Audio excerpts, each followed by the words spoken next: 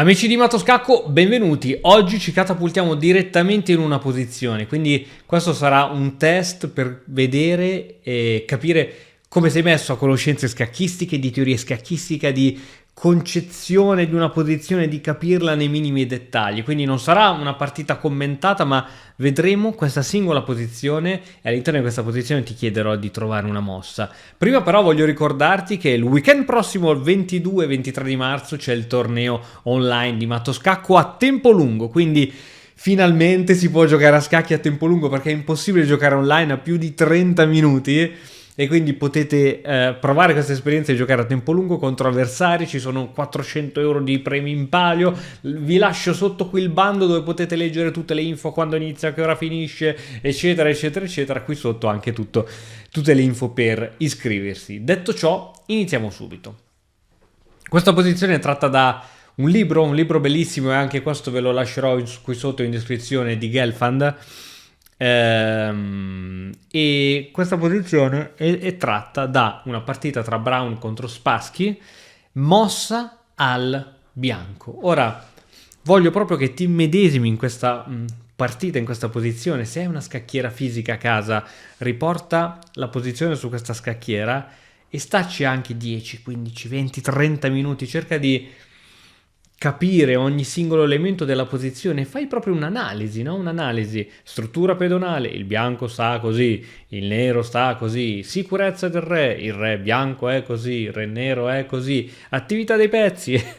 Questo è così che si analizza la situazione, per valutarla anche, chi sta meglio, chi sta peggio.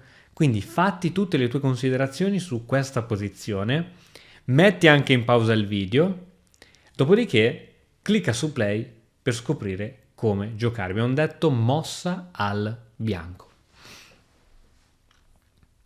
L'hai fatto? Hai fatto l'esercizio? Guarda che so che non l'hai fatto, so che stai continuando a mandare il video avanti, ma devi mettere pausa e fare l'esercizio. Qual è, secondo te, la mossa migliore per il bianco? Detto ciò, veniamo a noi. Credo e spero che tu abbia fatto l'esercizio. Gli esercizi così ce ne abbiamo a bizzeffe sulla nostra accademia di Matoscacco, perché gli scacchi si imparano quando sono interattivi. Ok, anche guardare un video passivamente è interessante, ma quando ci metti del tuo è tanto meglio, no? Allora, abbiamo detto mossa al bianco e non sappiamo se c'è della tattica, se c'è un sacrificio, se c'è qualcosa di strano. Ed è giusto non saperlo, perché quando sei in una partita di scacchi nessuno ti dice mossa al bianco e il bianco vince. Non te lo dice nessuno. E quindi anche qui mossa al bianco. Che cosa fa il bianco? Guadagna un pedone, guadagna un pezzo, da scaccomatto, non succede assolutamente nulla, e non te lo dico io. Allora, prima di vedere qual è la mossa corretta del bianco in questa posizione, analizziamo insieme la posizione per vedere se l'abbiamo analizzata allo stesso modo. Allora, primissimissima cosa da vedere quando sei di fronte a una posizione è il materiale, cioè abbiamo lo stesso numero di pedoni, abbiamo lo stesso numero di pezzi leggeri, abbiamo lo stesso numero di torri. Facciamo il calcolo. Quindi io vedo che ci sono 4 pedoni più 2, 6, contro 1, 2, 3, 4, 5, 6. Ok, a pedoni siamo pari. Poi io ho 2 alfieri, alfieri e cavalli sono pezzi leggeri, e il mio avversario ha 2 pezzi leggeri. Probabilmente potrei stare un pelino meglio io, perché ho la coppia degli alfieri, non lo so, vediamolo dopo quando analizziamo tutto bene la situazione. Io ho un paio di torri, il mio avversario pure, io ho una regina e il mio avversario pure, quindi di materiale siamo pari. Bene, abbiamo capito che di materiale siamo pari, andiamo a vedere la sicurezza del re. Uno degli elementi più importanti a scacchi è la sicurezza del re. Quello che posso vedere che al re bianco manca il pedone F, il re arroccato dovrebbe avere idealmente i 3 pedoni fermi davanti, oppure come il nero un pedone avanzato, purché ci sia a completare quel buco un alfiere in fianchetto.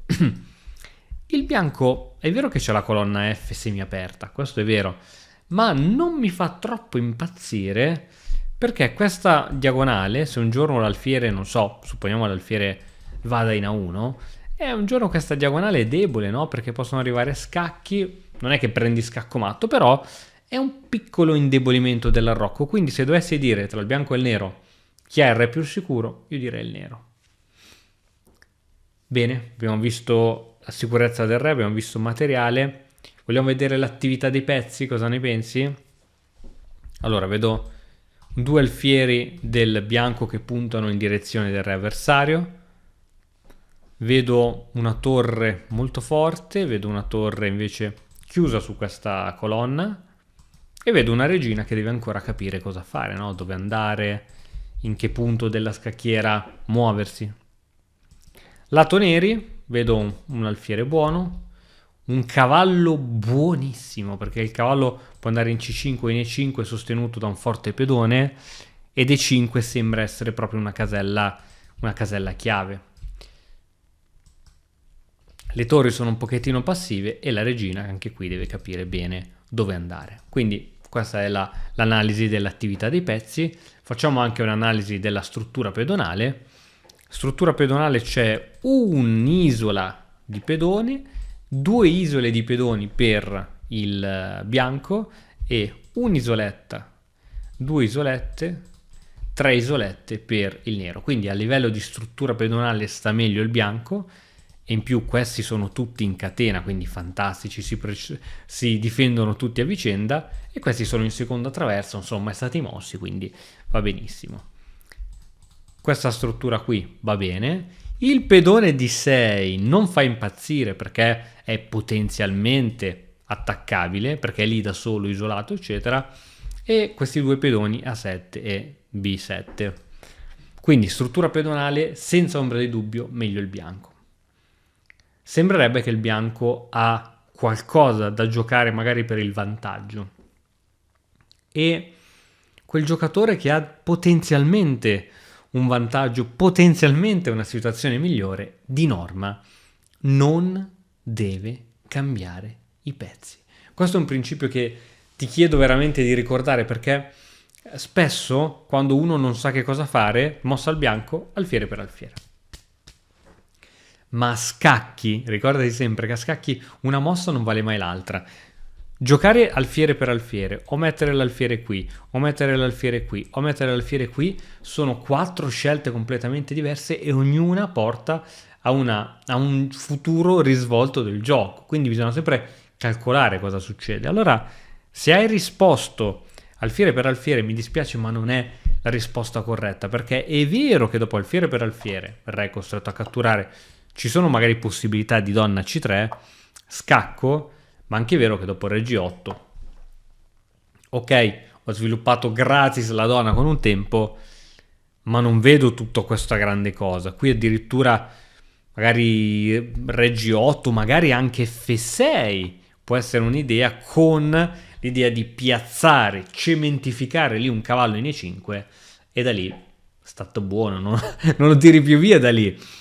E quello che possiamo vedere proprio da questa continuazione è che, attenzione, che dopo il cambio degli alfieri scuri, il cavallo nero è molto più forte dell'alfiere bianco. Quindi noi diciamo sempre l'alfiere vale un pelino di più del cavallo, sì, ma bisogna sempre, e dico sempre, contestualizzare. Quindi attenzione quando fate i cambi. Sull'Accademia c'è un capitolo completo sui cambi, con 43 minuti di spiegazioni sui cambi, più gli esercizi, per capire se è tutto chiaro. Ti lascio il link qui sotto per dare una sbirciata alla nostra Accademia di Matto Scacco. E come dicevamo, qui, dopo i cambi degli alfieri, questo cavallo è senz'altro più forte, perché il cavallo veramente non lo puoi più togliere via di lì, non lo puoi neanche più cambiare, non c'è più un alfiere scuro, non c'è più un cavallo. L'unica cosa, dovresti sacrificare una torre, ma non avrebbe senso, perché in questo caso dopo il sacrificio crei anche un pedone passato al nero. Quindi bisogna sempre, ragazzi, valutare che cosa succede dopo un cambio e cosa succede dopo non aver cambiato i pezzi. Quindi questa variante è bocciata. Si capisce? Ora io voglio veramente che sia chiaro, che faccio una mossa a caso, che questo cavallo è veramente più forte di questo alfiere, anche perché questo alfiere è dello stesso colore di tutti i nostri pedoni. Quindi ho l'alfiere campochiaro che si muove solo su caselle chiare, e ho solo pedoni chiari che ostacolano ovviamente il movimento del mio alfiere. Quindi c'è sempre da considerare il proprio alfiere rispetto alla propria struttura pedonale. Ok Christian, quindi se questa mossa è sbagliata, Qual è la mossa giusta? Sicuramente la mossa giusta è quella di rifiutare il cambio. E in partita il bianco giocò alfiere F2, mossa, o alfiere 3 anche andava bene, ma alfiere 3 magari mette momentaneamente la donna a rischio inchiodature. In partita alfiere F2. L'alfiere F2 può essere anche tranquillamente poi riposizionato per attaccare questo punto, anche se abbiamo già visto che sembra una debolezza a quel punto, ma in realtà col fatto che il nero ha il pieno controllo della casella E5, in realtà a quel punto è inattaccabile, perché può arrivare il cavallo da qualsiasi parte e bloccare qualsiasi tipo di attacco. Quindi si dice che la casa E5 è un punto chiave per il nero, e questo punto chiave è talmente forte che va a compensare la debolezza di struttura di pedonale che abbiamo visto. Tra l'altro l'alfiere in F2 fa il compito di evitare entrate, di indebolire diagonali eccetera, quindi fa un ottimo compito. Basta, alfiere F2, il problema è stato risolto, ci vediamo tutti a casa. Ma no, continuiamo a parlare, continuiamo a vedere un po' di cose. Allora, sempre lato struttura pedonale, abbiamo un 3 contro 2 sull'ala di re e abbiamo un 4 contro 3 sull'ala di donna. Quindi in genere il giocatore deve giocare nel lato in cui ha la maggioranza, quindi lato bianco dovrebbe giocare nel lato in cui ha la maggioranza, lato nero dovrebbe giocare nel lato in cui ha la maggioranza. Però anche qui ci sono alcuni principi che vanno in contrapposizione fra loro. Per esempio il principio che se hai una catena di pedoni, questa ti indica il lato della scacchiera dove devi attaccare, e in effetti questi pedoni indicano il lato est della scacchiera, e quindi va in contrapposizione con l'idea di giocare dove hai la maggioranza. Vediamo che cosa succede in entrambi i casi. Allora, può essere per esempio, sparo, cambio, così indebolisco l'arrocco e poi mi sparo H4 con l'idea di H5, cercando di indebolire un po' l'arrocco e poi qualcosa mi invento. Tuttavia, non so, supponiamo torre C8, con l'idea di iniziare a fare pressione su questo punto. H5 subito non funziona, perché non so, arriva donna G5 e non porta assolutamente a nulla, quindi devo giocare magari prima regina in G3, così arriva cavallo in E5. C'è sotto l'alfiere, non mi interessa ritirare l'alfiere perché abbiamo detto che questo alfiere è orribile, quindi se il nero mai ci dovesse giocare cavallo per alfiere saremo le persone più felici del mondo, perché ci sbarazzeremo di quel pessimo alfiere e il nostro avversario non avrebbe più quel cavallo che è fortissimo, quindi non ci interessa togliere l'alfiere da qui. Supponiamo H5 per continuare l'attacco, ma come puoi vedere il nero già dopo B5 è molto interessante. Ora la cattura qui non è da prendere in considerazione, perché questa catena è bellissima così, non si può fare.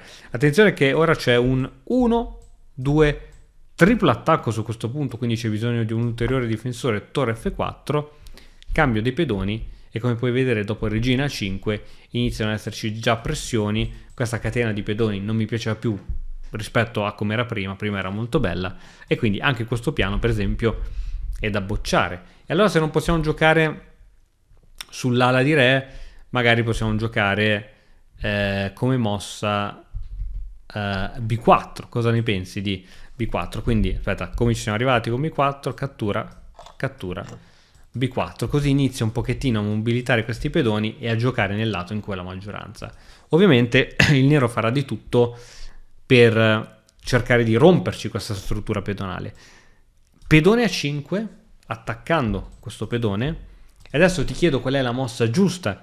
In questo momento ce n'è solo una, come sempre a scacchi, ce n'è solo una che è migliore. Qual è la mossa giusta? La mossa giusta è pedone in A3, così in caso di cambio io ho un altro pedone fortissimo qui che mi evita i salti del cavallo lungo C5. Sbagliatissima, e dico sbagliatissima, sarebbe la spinta in C5 che lascerebbe un buco eccezionale per questo cavallo. Questa semplice spinta di pedone andrebbe a ribaltare completamente la valutazione della posizione, e questa è partita vinta per il nero. Quindi per esempio ovviamente qui si gioca a 3 e il nostro avversario può decidere sia di catturare oppure di giocare B6 e la partita poi si gioca. Quindi come vedi, anche provare a spingere i pedoni sull'ala di donna non porta a nulla di particolare. Dunque, che cosa si evince dopo tutto questo?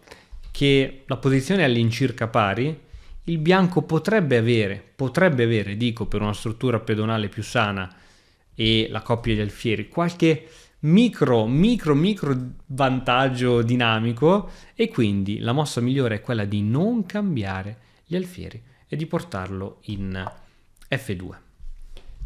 Questa mossa qui fa perdere il bianco? No, però alfiere F2 è la mossa migliore. Dopo tutte le considerazioni che abbiamo fatto, hai visto quante cose ci sono da dire su una posizione così semplice, dove qui, ragazzi, qui non è tattica, qui stiamo parlando di strategia, no? Tenere un alfiere o cambiarlo, mettere la torre qui o non togliere, tenere questa struttura pedonale o cambiarla, questa è strategia, assolutamente. Quindi spero veramente che questo video sia piaciuto e possa avervi trasmesso magari qualche principio, qualche idea che magari non ci facevate caso. Se volete migliorare il vostro gioco, ragazzi, venite nell'Accademia di Matto Scacco. Vi ricordo che adesso attualmente siamo a 2 incontri settimanali, il martedì sera ed il giovedì sera. Il martedì sera col campione italiano Under 20, scusami, il martedì sera col grande maestro Andrea Stella e il giovedì col campione italiano Under 20. Già solo questi 2 incontri tutte le settimane, quindi 4 settimane al mese, 2 incontri